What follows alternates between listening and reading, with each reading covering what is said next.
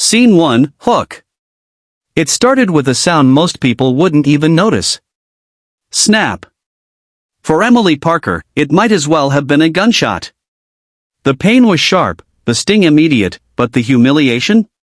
That hit harder than anything she'd ever felt. Her face flushed red as laughter erupted around her. In that single moment, under the harsh glow of the cafeteria lights, the shy, quiet girl who had always gone unnoticed, became the center of everyone's attention. She wanted to vanish.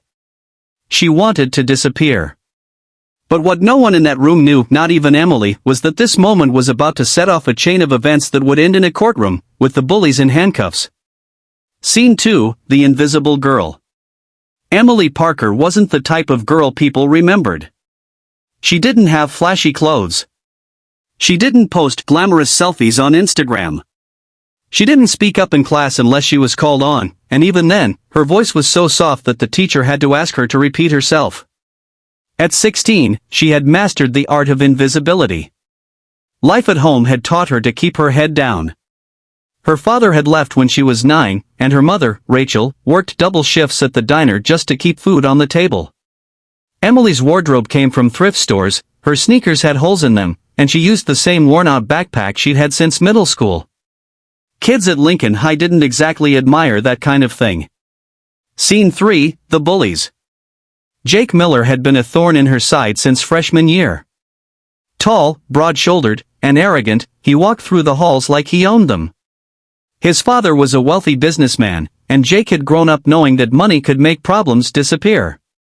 His two shadows, Tyler Brooks and Lauren Harris, followed him everywhere. Tyler was the hype man, laughing at every cruel joke Jake made. Lauren was different, pretty, popular, and sharp-tongued. She didn't just watch bullying happen, she fueled it, recording humiliating moments for laughs. To them, Emily wasn't a person. She was entertainment.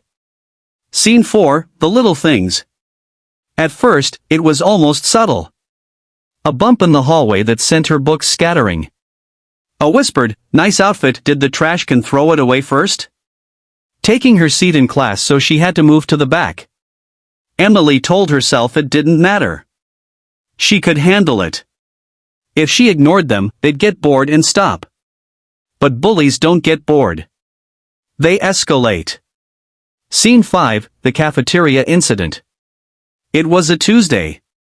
Emily sat at her usual corner table in the cafeteria, carefully unwrapping her peanut butter sandwich. The noise of clattering trays, squeaky chairs, and overlapping conversations filled the air. She didn't see Jake walking up behind her. She didn't see Tyler smirking, or Lauren raising her phone to record. What she did feel was the sudden, sharp yank of her bra strap snapping against her skin. Snap. The sound was louder than she thought possible. Gasps. Laughter. Whispers. Jake's fake apology dripped with mockery. "Oops, didn't see you there." Tyler nearly choked on his soda from laughing. Lauren grinned as she caught the whole thing on camera. Emily froze. Her sandwich sat untouched. She could feel every eye on her. The lump in her throat grew heavier with each passing second. She stood up, grabbed her tray, and walked out without looking back. Scene 6, The Witness. 2 tables away, Sam Carter had seen everything. Sam was quiet, like Emily. He knew what it felt like to be the target. In middle school, he'd been shoved into lockers and called names for being small. Watching Jake humiliate Emily sent a familiar anger burning through his chest. That afternoon, Sam walked into the vice principal's office. "You need to check the cafeteria cameras from lunch," he said. The vice principal raised an eyebrow. Why? Because something happened to a girl that shouldn't have. And it was on purpose. Scene 7, The Footage. The security footage didn't lie. The camera captured everything in perfect clarity. Emily sitting quietly. Jake sneaking up behind her. The violent snap of the strap. Her flinch. His smirk. Tyler's laughter. Lauren recording. It was textbook harassment. And because Emily was a minor, it wasn't just a school problem, it was a police matter. Scene 8, Emily's fear. The next morning, Emily was called to the principal's office. Her heart pounded as she sat in the chair, staring at the carpet. "Emily, we saw the footage," the principal said gently. She shook her head. "Please, I don't want to make this worse. I don't want trouble." The principal leaned forward. "You didn't cause trouble, Emily. You were the victim of it. There's a difference." Scene 9, A Mother's Voice. Rachel Parker, exhausted from her overnight shift, showed up at the school as soon as she got the call. Emily whispered, "Mom, please. I just want to forget it." Rachel took her daughter's hands. "No, honey.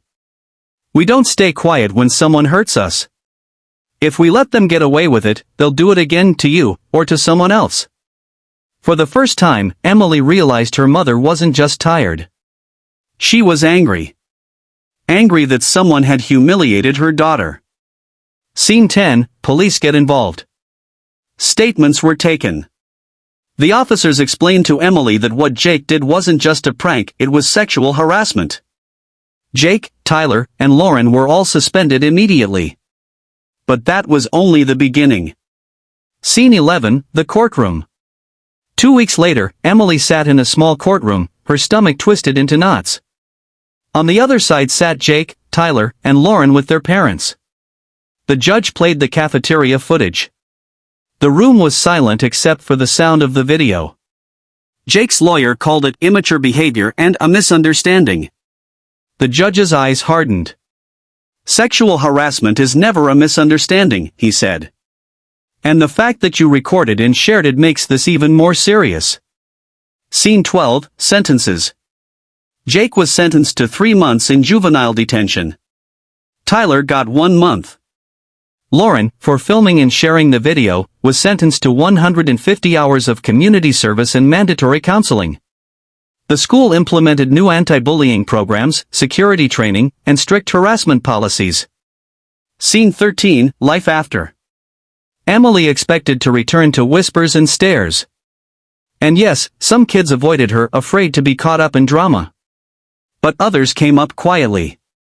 "I saw what they did to you, and I'm glad you didn't let them get away with it." Sam started sitting with her at lunch.